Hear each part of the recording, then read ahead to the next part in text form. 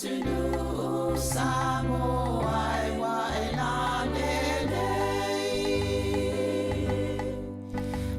lelei oe inu o le masa o te mita inu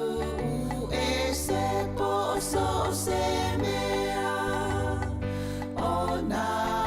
o lo ingoa o le Sāmoa ua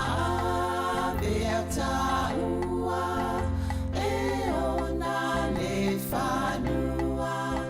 po o tau sitia le ngota ua po o tau sonoia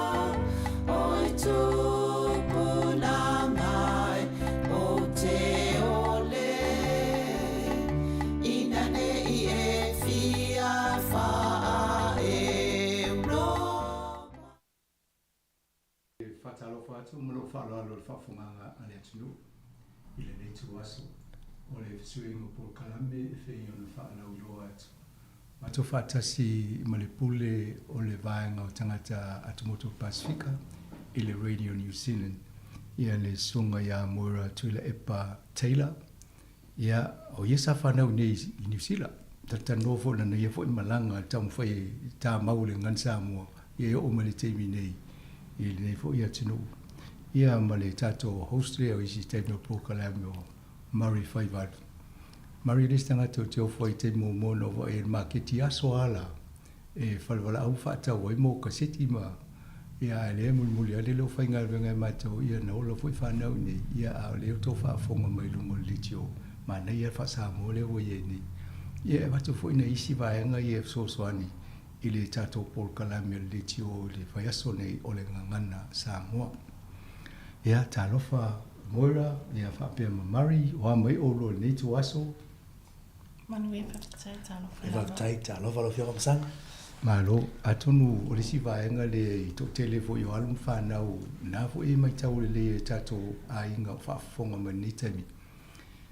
E ola le tama ma le teine nei I to tele o tato e avele a onga amata. Le leo le whaasamo le teimina e ola teimi alo le a onga fo I palang. E o le latunga na a o le universite o ma le universite o le lo whaasamo. O le mea na lo tupu le to tele alum whanau I nei. Ai amuye la to o pipi I tele tato e kalesia o lo o fai tau tu spaia ma fai ia ngaluenga ia la to fatsinga ia sa e lai Sāmoa e tele Sāmoa o lo o mautua la to ia ye vo isi o isi e kalesia le o tele na tala noi ta uia I le ngan Sāmoa ia pe o le fai ma mo o tua ngana ai se ia mo pe fa fe mai ona tau ma fai ia wa le fa long wa le tau fai Sāmoa lai vo le lan Sāmoa mo you were born here now to New Zealand. Yeah, na fai ngo fia na o journey tau fai tau feeling ngan Sāmoa to keep your Samoan language. Talofa la whakatai I le awanoa. Le teimi lena lai titea ia o le aise ngana le aonga a mata. Oh. So, ngalu I le mātou ainga ngot le wha Sāmoa, ngana Sāmoa le ngā wha ngā le mātou ainga. O le teimi le ngā loia o le aonga a pālangi. O le teimi fo ngā le tautala fo o le tele wha Sāmoa, e le tele fo I te meiti I lo o aonga le o mai Sāmoa, o to tele mauli me pālangi. Oh, I whaingatala e saulo I whale o wha Sāmoa tu I o mātua e wha mauli ma isi teimi a. Whale whaingatala Murray, o e ia na whanau fo nei, na wha Sāmoa o tō ma le ngana mātua ma le ainga. Whaatai masang, moni leia, pe e o tono la ainga na ma amataina na tautale ngana. Na ua onga lai la onga whaatitai Sāmoa. Te mana tua whetu ta ia la onga amata Sāmoa. Pe na ilo mātu tua Sāmoa na. Ia pe o lai te aru ilo tu ainga ili. Wha Sāmoa le whale, e tue mai le fuile ili a onga. Pe la ese mai fuile. Pe la te mile anga I mai ilo primary school ma. E telefoi pe o mo e telefoi wo ma tau isi fuile nga ngana e whaonga. ia tu la fono ia ma tu fale e sarfa pa langi pe tu no tu fale na fa Sāmoa o le sisinga na pa ia fa tanga fa pretan ia au ia e talo tu no tu fale e tu foi fa Sāmoa sai se tu la fono fa pena auto mo ro mantu tau fa ia fa Sāmoa le fale pe ngo fa ima ko le loko e fa casa so o le pe a faile Sunday school for il kemiling like ki mako ko kele ka make fa Sāmoa fa ngale ngana Sāmoa pa il mato fale e oisi kemi e fa mai ma no kinga ma lo ka mai na no le fa Sāmoa fa ngale fale ya o ko le a nga fa ngale ingilisi pa oisi kemi fo e le kemiling o i mako le intermediate a mako lo le intermediate ma lo kolisi e le strict e fai le keminga e lo mai ya mako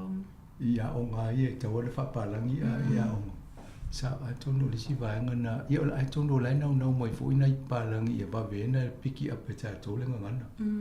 ma fai ngō fie lea ia ai le role i le vava i mamau te ua ngalo le ngana tato e sa o tūlanga na ia marimo o e lai lea o ngā na ua amatana alo le intermediate e ala le la sanga fiololo la whanu no one night sa le fale o lai tau sisi al tau ai ngai wha Sāmoa o le tasile vanga vo ile le ultima mana tua masang o matua lo grandpa e uma mai lo la o nga la wo usau ne tu le mau mai le vele tu spa ia vo ile se lai no tu spa ia vai tau si tu vai tau pe o la natura e no every day le o aso ba e arte me te saula wa uma pun ta pena tu le mau e vai tau por se na awala na fai e vai tata fiu fo ile ya e se a me mara o te mai te mira e tala vo i vo ile ya e o te mina o lo te rua i le au ngao na me le nei te e ni taimi ai tupu ai mo ra sapia on amatana ngalo lo fa Sāmoa isi taimi lo so fuanga na va pe o amatana ngalo tu le taimi ngalo e o ko lisi va manga lisi e kinga o lo kinga linga sauia ngi sile va e manga foi mako if you fear for e maka le TV mai siale the programs or the days of our lives ma o le young and the restless ma o le pawa ele leilanga ingilisi so o mako translation service e faile klo mako wahalinga mele faile pokala men o mako nga translate for you ila and el mange foi because e kele foi kemi e kele upo ngalo mako ngalo o uma o soma o usoma la o sister ba ele lo ma coach you know ole pule fa nga you know so ele because ele e feso swana ya mako le ngana Sāmoa ma upo foi le ngalo ole you know ole me fanga ka pia le fa ngale upo e ngalo foi le upo e ko kele fe for it came even now you know ole foi le upo or yeah weta wone ia tato matua ma le vai le ata o lo tina ni le lesinga tena ai a fa matala mai nei tu le o fa pe nei lo a bo le mai tau actions va bien la vai ai ma wa pe yo la ma la ma le ngana le vai ma nei ole tu lang ila o va ai ila nga o ma le o nga amatena nga duwe ole ali te mena lo e ta wala nganga na tonu ngalwe ngali tfinga lwenga for easy le o colleagues e fangal wenga I RNZ Pacific for lo e kolu kengele lungai o kilangi o Samoans e manga for o isi kemi mako kala fa sam e manga because o lisi kenge feo lolo langa fa Sāmoa so o isi upu foi pea o engalo foi isi upu o lisi kenge o langa kamale fai fe au le lei foi langa fa Sāmoa isi kemi le ai ka so ni a to manga ya ia fai mo fie foi ia fai to telefone mai Pacifica mi sa Sāmoa tele wa ngai mal lama foi o to e ele o nga o tato ngana I tangata I wala au watu pe tusi ni taimi e watu se tusi a o e fa Sāmoa ai tali e oi. O isi ke mi lei fo le mako news translator o le kamalo e whaile mako news in ngana Sāmoa. O ia fo le ke mi kau kala ia o ia e le wha ngana ngana Sāmoa. And mange fo because a try, you know, e kakao anga, you know, o isi ke mi whamai e bea Ingilisia o bea kau whai Ingilisi nsi lea kakao nga wha Sāmoa ka whangale, you know, so e mange e foi because ele o isi ke mi e kele le English e whangale I la unga luenga e mange e foi inga ele bea whamai sisia o kakao nga e wha Sāmoa o isi ina bea kau kala o le kamano le whai le mako Sāmoa news ia. E isi taimi ngā luenga I nei I aso ala. A whaalongo mo e tautala se singa ngana ai le whaperitani e whamai speak English. E whapena e pe iona e toi ia alela tu lau ngana le tala no po ila tala no ilungo le telefoni. Ala e whaalongo mo ila e whie ropo au tala i e whai. Ia ala te tala no e musa o po le ngana Sāmoa. Ia o ni pewa amana ia e tala no po lale ngana le ua multilingual ne New Zealand. A waso la pewa tūranga nana iai. I te tonu a o ngā mawhasenga, na isi te mire whai tō whai a o ngā tō te tala no le ngana Sāmoa. Le ai, le au le. Ia le mena na maua ia, ma o te whanau le na whanau Sāmoa. Andu lo le anga whaasane e whaasamoa tōnu le whasenga ai na. A maua lo e whaasamoa ia e detention lo. Nā le vele le whawhewhi. O le whaasalanga nana ia. A tonu mawhawhau palangi a sola I Sāmoa e wawena po e le tama ma le tenia o ngale ngana. Ma le lewa I mamao e lusi ele ngana le tangata pe a le wa e le tūlanga le. Ia e me si le o mai nei le a e mwhai o le tala no le. A wai pe o te mite le ti te wawena e po e maua le ngana ia o a ia a o ngana whai e le ngalo ia o e te matua e ala lai o le le wa ngana. Tasi se ta mai sta to pese na va mon mole se vai fo ia na to e fa wa to le ma to tanoanga have tight no ya o tu pulangai o te ole ina ne I e fia fa Europa e nau ya e mawale poto sili awane ia o na ono ai sili no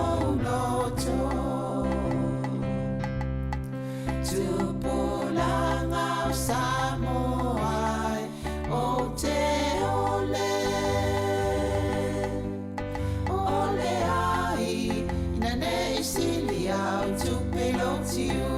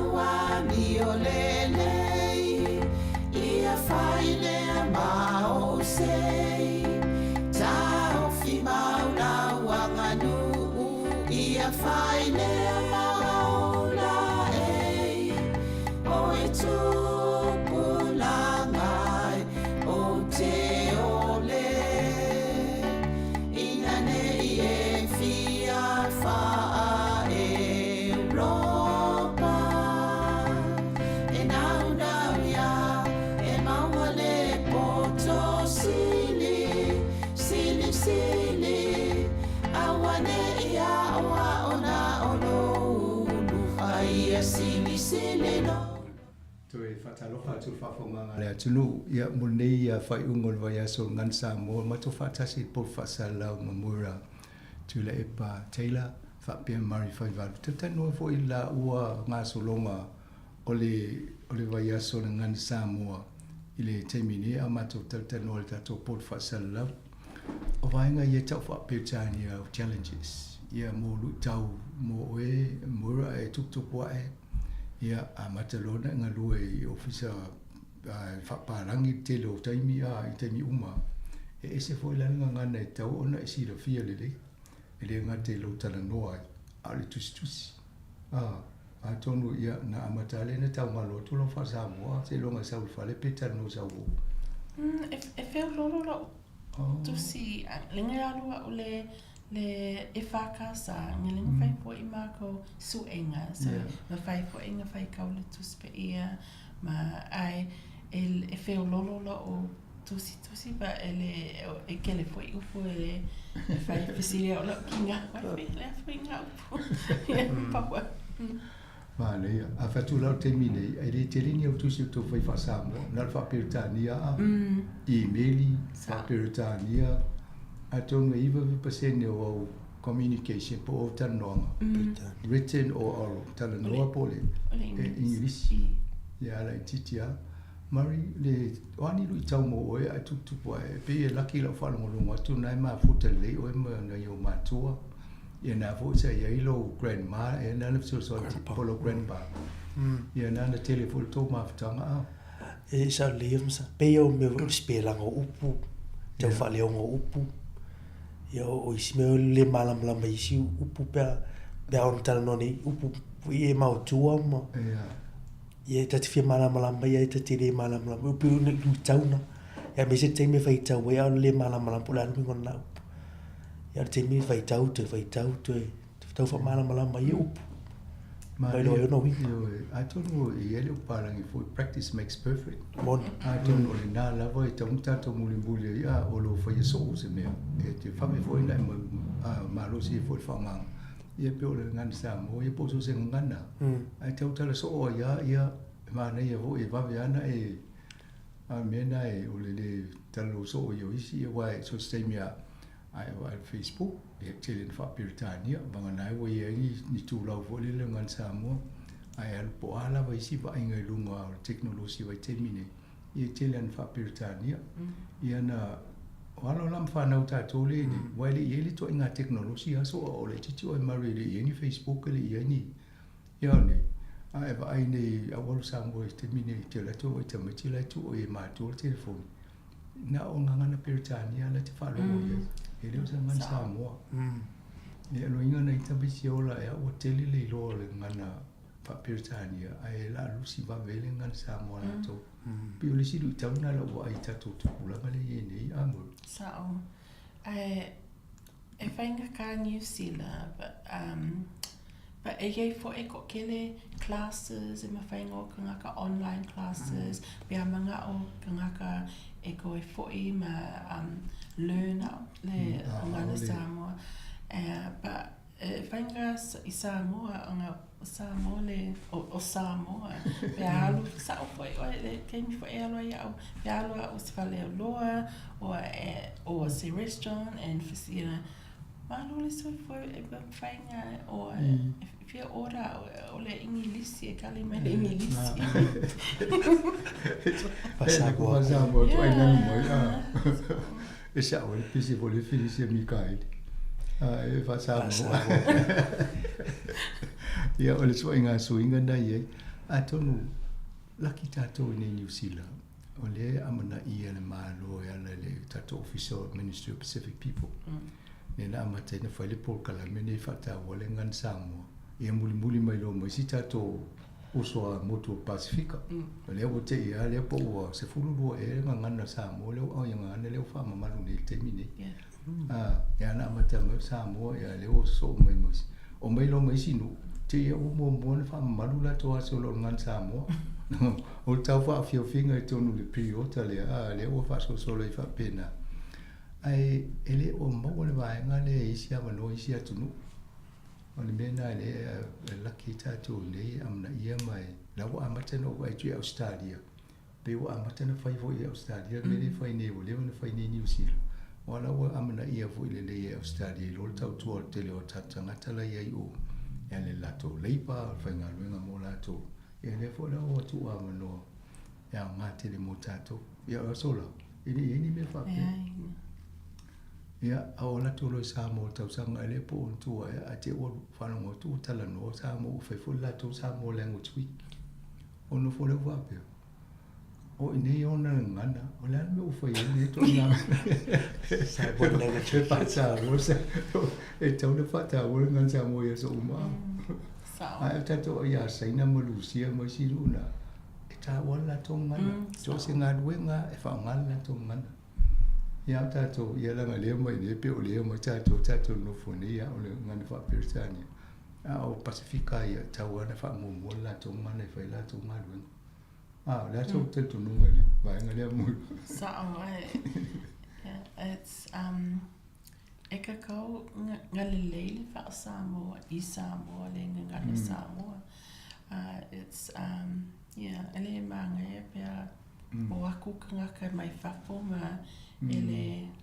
whaunga le ngana Sāmoa ngā le whaunga le Ingilisi. Mane Mari Dani si challenge ya o lu tau Leu, tu loe. O tau wha maasa di aile kala ma. Ia vai si upu ele. Tau vai e wha vingo fi o wole. Tau wha vai e tāwo upu e. O le wana wana wole o le fisota inga ma listanga te mesi ala o grandparents a. Communicating with my grandparents was very important no way. Ele e mala malambele ngilisi. So le sila la wala wai. Tate fiu e tau su e poani upu tau wha matala ia. Ia e fai wani fisa me mātua e wha sa o polale. Ia mala foi mātua la tu. E pia mana ia si so mangana. Ia. Lela o ngā lu ni tato umale toto. Ngā lu le tio ia communication. O le audience, o le tato ngata whalonglongo e a FM Sāmoa. I te mi leo e wha malengan Sāmoa ia ftusia inga mau I meri mau telefoni a. Ia wha pena fu. A tono leo toi no ne lea o ngā o le malengan Sāmoa. Tau fi maulengan Sāmoa whanua le iloa wai.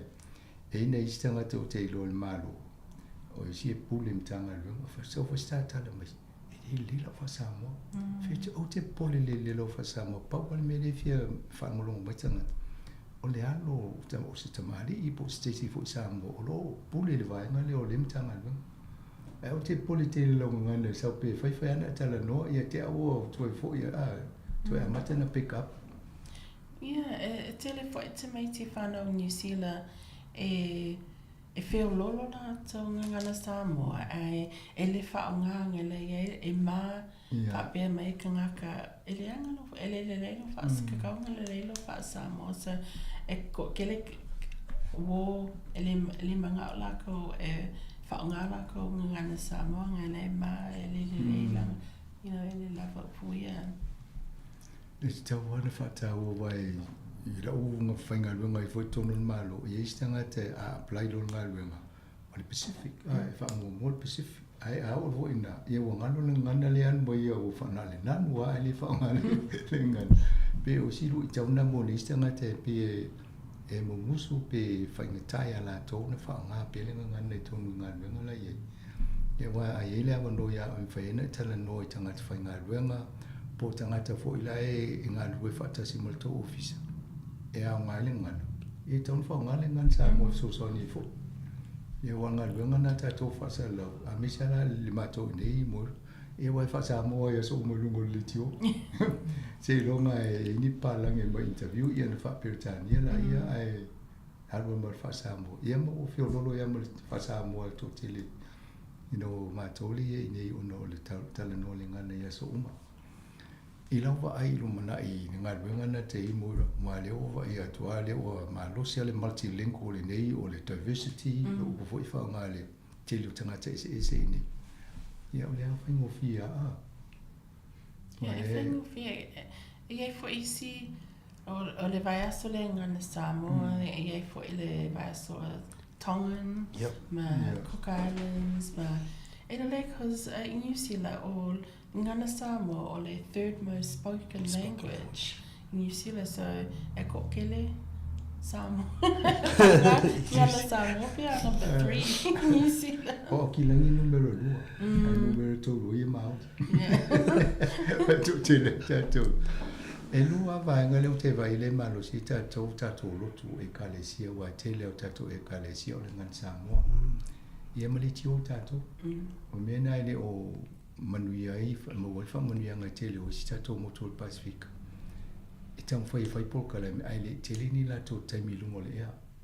le Access Radio ye de na tato wale la ki le tele airtime mo ile o vo na mo le malai o tato no ye mo le Access Radio tau fatula le la mo i tele o tula ni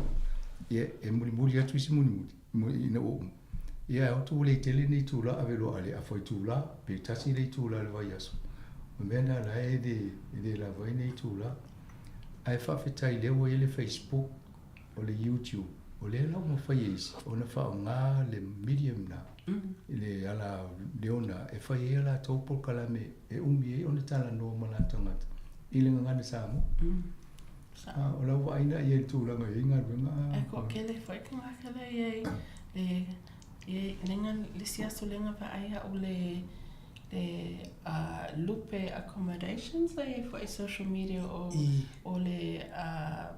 sisters and brothers or Africasi. But le la ko fa Sāmoa e fa nga foi upo o le sika mai e facile if I e upo ingilisi and then if I for ele answer or le lisi brother or sister if I so ele ngana Sāmoa le upo ngana Sāmoa so e ko kele foi e mangi because o le access ke ko kele ka make le gaming o la ko e fa nga le social media o le bea so is the news bea all information e fa o la ko o nga ka e o le internet so e la ko bea pu fa nga e ko kele fo ka make le fa nga o Samoans but maybe not la ko ainga maybe maliu la ko parents of o fo i la ko I fea bea mga o la ko nga learn the language Mal, bele comedy. Isa lo ya tu o TikTok e lo tu ai nei uso tu va viral. Al fa ai on social media, Instagram, mai sia media suile. E wa e tona ye uma ya va no uma naia. Wale fai na mo fa sam. Por se upo se tasi ala la mo fai na o le kana sam. E wa e se foi la pe lo nga tu pulanga le lo fai mai le wo pe o ile a matana lucia tu. Di albanela fa nga mo pena po kala pela tatu apir kana Sāmoa na fai mai si alwengan wala na te pe ta ma wen kan o fa flave fo ina o menio technology bo tele ya amano ese e ma fai e ona fe so ta tangata pe o le si ye fo i matalo ele mato tangata le so ni mato technology e fa mo tu I Hawaii sauri tano I mato tala no le fa nga ngo vanga si FM o Filipaina tele fa nga Facebook ai la tu o Instagram no winga la o tanga tele business le ma ke tilo business e tango su e po fele ma fuli e tele tanga tele atu no a po le social media le fa nga la to wai le nga lo walu na Facebook e fa ngo mo tanga tele sinu o la fa nga Instagram o le tala la no ma fo lo le fa sa lo nga ma to va pe lo inga la le fi o le ko Facebook e lo Facebook tanga tele o Instagram la ya so tato la ye le media e te vun tato va I po avenues le fa nga la to então foi le fa sa lo o la fa pe o la ma na ya me le foi ale lo se me la fa no lo tanga tele e va pe fo e sui ke mi uma le technology so le fo e pe o isi ke ma ko fa pe o fai le post o le Facebook le fa nga le TikTok o fa nga le Instagram a tono to tasi va nga le o talo no to I fa di fo solo mana to le tato ina wa o sa wa ina le tio o va ai si vision le tio ina ye te ye po kala fa sa la fa sa mo ina ya te roa ia ma le mission e fo le entertain, educate, inform, forewarn e mena fo ye fa fifia ma fa no po ye le malo le tu la pena ia matala no la le ti tato ngana pe lenta mo fa tato tala no ai o fa lo la pe ngana sam e uma tu lona I lunga le ia anu lo le ka ma e fiu ala tau fa tanga te fa muli atala no mo le vo matala no le ti ala mo ya o le ka o le nga ia o tu ala ya lu te ta ia no ngana ma se ai mana ia te repa tau fai pela o le fomo language le a pata tala no lo lungo o le pale mini le te iai mana ia lo fa fonga se mista ai sa o le tala no o lai ngana le o le ti mo le ai a sau lo fa o le ka se pi ali mamanu le sau le e pe o ngai venga ese isi nga ngana mata to wa ye o singa na pa wa o tasi ale wa le tano ata to la pe yo fa tasi le ti form ye mo le ka isi te Ie fo i skemi le vai o le Facebook e ko kele nga kai fa nga le ka lo fa lava o le o ia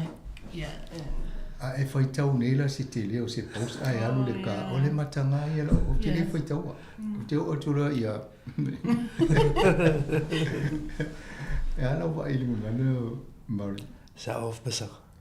olo usau litio watu au ilo le ta o le tiro pela se me basa ni no con lo litio tiro ya al voi fa ya sa le pe naturally e ngana mai le kama ya wele ti va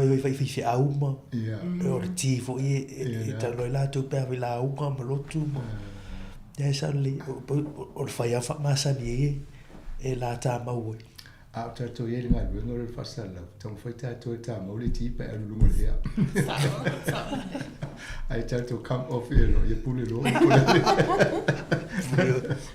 se lo me va ma lu ta si lo ya so na le ti ya so sta ye na fa ye lo le ato no le sila sanga na e ta no o fa ma lu le ti le fomo a le mo se e va so e si va nga fi so no e ma ripo mo dai sa e si va nga malua watu fa malua lo ngalwen ya wa tole ne ya le ona fa tato singa fe nga mali to pule ya mo lo sunga le uma na ya tato ngalu fa tasi wa le sine va nga le na to tato ngalu fa tasi ele tenyo ngan Sāmoa ya le fa tino lo muli maule le sa tata no lu mo Sāmoa ke to ri de fa tino le si va nga lo tato fa nga pa anga ia ma mole fol fa malo e mato ia e mita pa fa no ngo tu nei tato telefona e mai Pacifica ia o le mate lo o mo ia rai no fo fa ia mo va nga le o le ia le voi fa mai mato telefona ia auto e mole e tol fa tai tel ia atu ia mo se lo tala muli fa mo tato po kalami le va tela fioga ma sa mo le loile le foi ta tu la fiafi ba le fol fa so le va ia so kana sa po o le va o ga ia fa masa di pelkana ma fa ga pelkana ya suma tai wali fa tai mora fa tai ya ole umalo ole tale fa ne politia le titolo fa la ngale nei ya ona amata le ona fa fi le la mo pensa ole sa la mo sound band e tatangata e pe ona tala no i te no fano e sa ele po kala me mato e ta ole pespisenga mo tangata mato sa fa sintala mana istina ia na mali o losi na tala ia tati lo po kala a fa tu la le review of mai che fa mo le to fa merta tu po kala me ole pese na mo tanga tamatua a matalo na fa idea le si fo mo lo mo ina ia fa mo dia ina le na o male tanga o nei la te o fa ia la to fa fo mo mai lo la fa fi tu le te le o pese Sāmoa ia o pese to si le fia fo ia ma se to mai mo ai fo ia me se to fa ma mo le technology o le Facebook mo le YouTube ia to le au fa e ma tu fo le au fa o pes pese mo tanga tama tu ia e pese fo le au ma tu a le fa mo mo lunga i va ai ma to le ni e le taimi mo la mai mo le tupulanga la iti fa ia to fo musika lunga ni ia ma mata ma po e ma tato pese ia awani to ya ma se si copyrights wa le si mena fa le filina ta to pese mai o la to la ye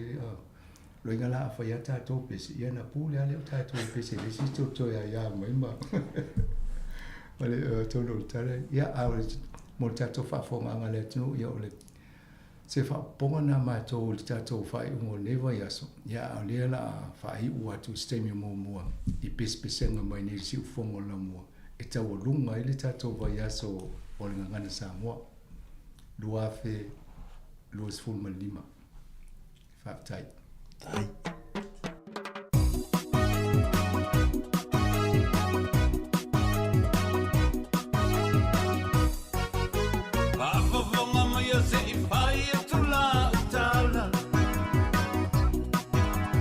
Na oni mana tu e a watu wa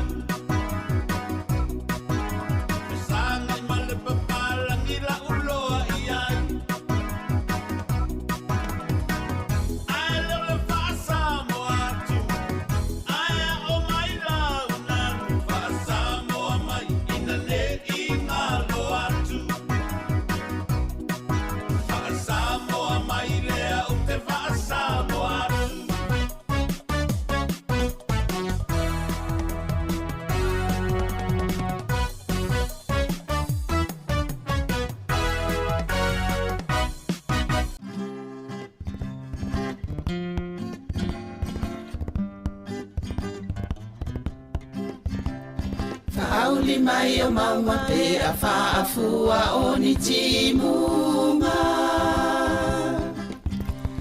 O loto le tutu sa walai o na le maua se unga. O loto le tutu sa walai o na le maua se unga. O ai e le poe wana upu e se ina dia o e. Mana o iai le loto ai vai vai lo utino e. Mana o iai le loto ai vai vai lo utino e. Uma mai o aso ai le umalo uma salo salo. Olo alo alo e te le tau tala i le sao. Olo alo alo e te le tau tala i le sao. Se a e le pona wala i ona li ua le alofa. Fai mai wai musi a ita o le fui fui vine e ona. Fai mai wai musi a ita o le fui fui vine e ona. Sau sauia tau tae vai vane yo. Beta te no nofo ile malie o si o loto. Awane I eto e ma salo salo funa. Bete tali tonu pe ata so sola I maunga. O ai e le tama wana upu e se la utau sala. Wa vai vai le tino mama lingi ai o loi mata. Wa vai vai le tino mama lingi ai o loi mata. Aoe o le langi wa whenga solo ai I matangi. Wale ai o se ua e to ulu I le nuna mati. Wale ai o se ua e to ulu I le nuna mati. Sau sauia tau tae vai vane yo. Beta te no nofo ile malie o si o loto. Awane I eto e ma salo salo funa. Bete tali tonu pe ata so sola I maunga. Sau sauia tau tae vai vane yo. te nonofo I le malie o si o loto Awane I e toi ma salo funa Pe te tali tonu pe ata sola I maunga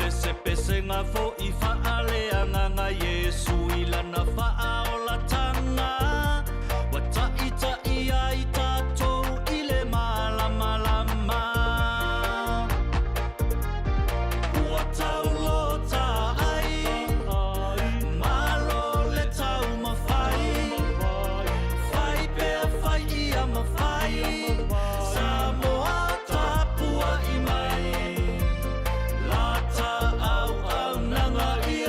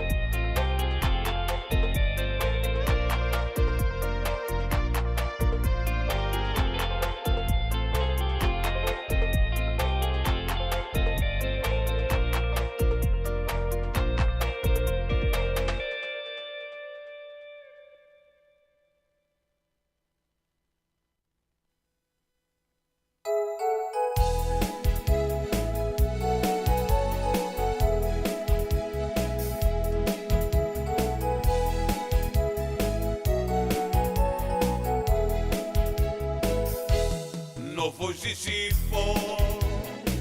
ole vasatasi mani tau amazani le kuini selani le ngalo Aotearoa o New Zealani le paitoto a Sāmoa i le lalo langi le ngalo Aotearoa le to ainga Sāmoa papetai magele i lunga lae malele malanga mai Sāmoa te paapei loha'i Sāmoa i au ki lani manu mai po mai langi e tu launa oe i na iau anatu e ai se aso no e poki atu e le ngalo Sāmoa o i Aotearoa Sāmoa i New Zealani malo le tau atai so se tu singa ingoa whaapetai poai e te numera tasi i le wanga papalangi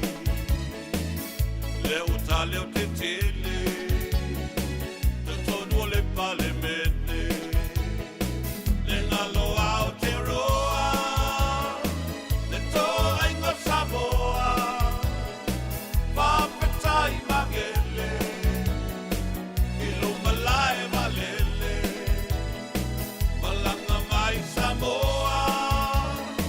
te paapei loha'i Sāmoa i au ki lani manu mai po mai langi e tu launa oe i na iau manatu e ai se aso so e poki atu e le ngalo Sāmoa o i Aotearoa Sāmoa i welengi tone sa vili malulu ua outou papae ala pau mumu Sāmoa i karai e se tete i le motu i saute e nokonofo i pale tau tele pisi vale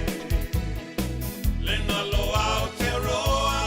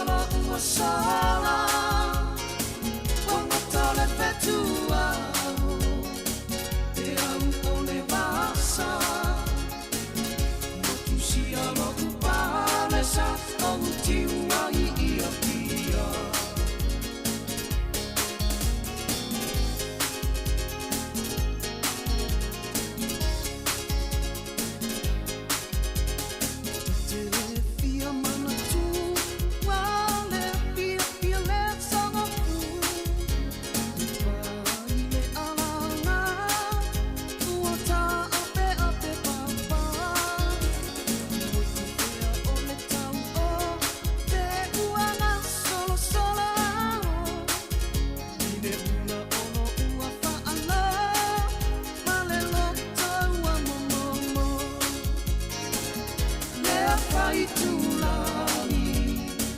Utangi Mariana Kau puli matangi Ala uasala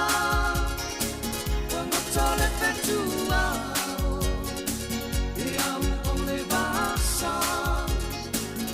Matusi alo upalesa Au tiuali ia pia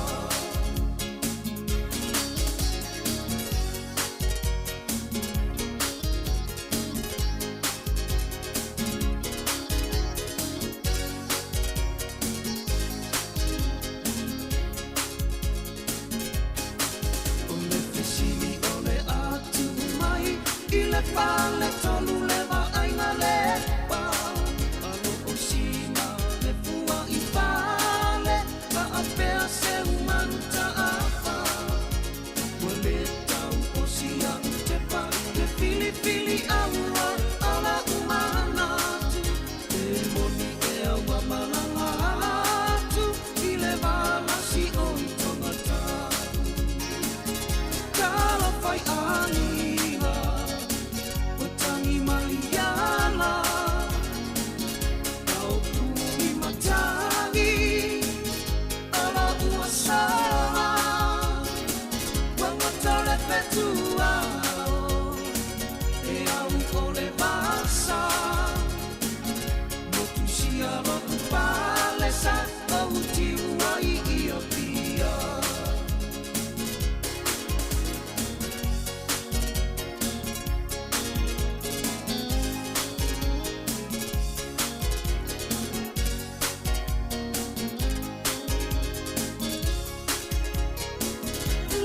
Fai tūlani Utangi Mariana Kau puni matangi Ala uasala Wangotole petuao E au ole basa Motusi alo upalesa Au tiuai ia pia Alo upalesa Au tiuai ia pia Ola whawhonga mai pele tautua nere si whonga lau le Wellington I lunga lau le tio whalongolongo o le tasi o no te si ma le tasi whamo. Ia whapea fo I le tātou unanga masani I lunga o tātou upenga te whailangi e pe ona iei le Facebook o le tātou YouTube o le tātou app le Sāmoa Capital Radio app. Ia, mo le tātou www.samoacapitalradio.co.nz Ia o tātou unanga na ia o mwhai on whaasalawina ia tātou whaasalawina tu sa o ni teimi o le afiafi. Ina ua tolu minute te enei le tu lai wha, ia e pe ona whailo atu le tu lai wha, e tari wei tātou whaasalawina I leisi tu o le tātou whale nei. Ia lea la ua tā pena mai ai ia le whaili, ia po le Laumua Sound, ia awa fo I le whauino le tātou tautua, se I pa ia le tu lai ono I le afiafia na nei. Ea awala fo I whaatawaina o le nei vai asa o le ngangana Sāmoa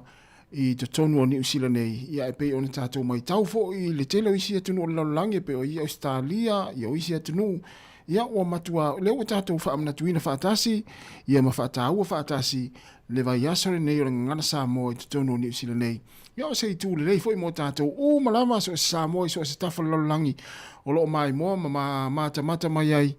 ea I le nei fo I vai aso atoa mai lava le aso ngafua se I pa I mai le nei aso whareile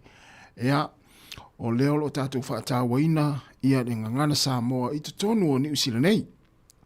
ea pei fwela ona iei le nei afiafi I le tautua si whonga lau moa mai Wellington I le tātou ofisa autu I nei porirua 5 ma le tasi mani Kevin I porirua o loo tu ina sao atu ea tātou whaasaralaunga nei taimi ea o le afiafi ea ai Whamalura tu tātou atinu, ia po le toe, po le kuata e te elefa, ia ona taliu lo leo tātou whaasara launga I leisi pito atu leo le tātou ofisa, ia leo le live sao mai ai, ia le whaili, ia po le band, le Laumua Sound, ia whawhiwhi atu ia wala fwoi whaatawina le tātou ngangana Sāmoa. Ia pese wha Sāmoa. Ia se tō sila fwoi le au whai ngā luenga. Ia wā o le whaili le Laumua Sound. Ia na o le au whai ngā luenga lava. Ia o lo o iai. Ia, le whionga le pule mala whainga luenga, ia, tātou mo fisa a toa lava. Ia, le mena, ia wa ole nei tautua, ele ngata e tale nia umai le au whaasara lau. Ia e toi pepese fo i tangata, toi whai whaili, toi le lei fo i tātā le tātou whainga luenga. Ia toi le lei fo i si ufonga le tātou whainga luenga i mea nei upese i musika. Ia ole na. Ui, patalo whātu i se utua whine le mafuta mai au kilani and Nora ngafo. Le ulo ili fatu le levana ni mo tangata. Malona e ala fatu manuia lava ne fiafi le si fonga ne la mo Wellington e la tata woi fa fianga e a ready do pesa uni mai le tata fa ili ia ona tu sa lo le tata fa salonga i le si vaenga ia i o le vaenga lo i tata fa ili ia ala faila foi ma tu ina mai a te au nei o tono le tātou student nei ia eva vai foi pe ia me foi lele ia la vai foi ia fa pena ia tali me foi la ia vai atu foi ia o le tele la vol tātou proclame lela a tu sa o le tātou fa ili ia e fa fia mai ai ma pese mai ai ia ma si to si le sila uma le fa ili o ka se au le le nei fa ili pa wale fa ili lo langel matua au le ia tangata no minuto te nei le tu la fa e pese nei ia utia walo fai mo auto e se ro walo fai o pese ai ngari malulu Nora alo fa tu Nora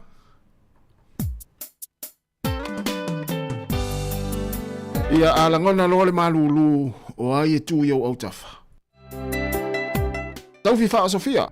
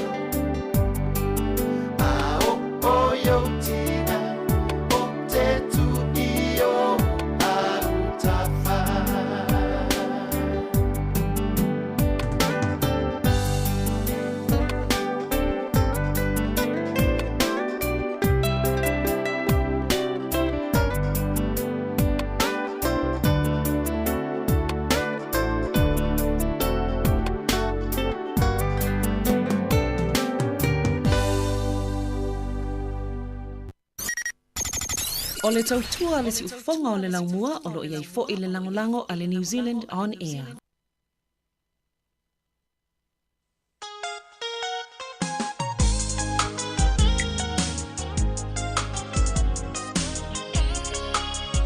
Pawhewhenga le manawa yo ngā luenga le taimi o le afiafi ina o se fulutolo minuti o te nei le tu lai wha whatalo watu i le fionga ia wha mausili si anawa te kioa. Malo lama wha mausili.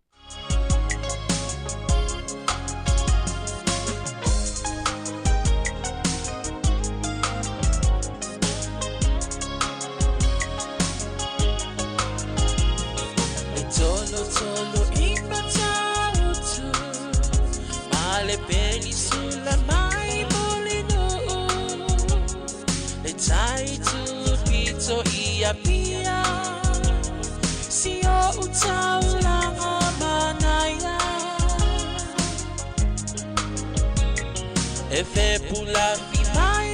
le sau o ata uma o fetu o le lani e sulungi ia umasia uhani a o masa vali vali le masina se i esu solo ia Sāmoa no uatunu se I fai mafianga ie mama atene matama olo sisi vai ma pepese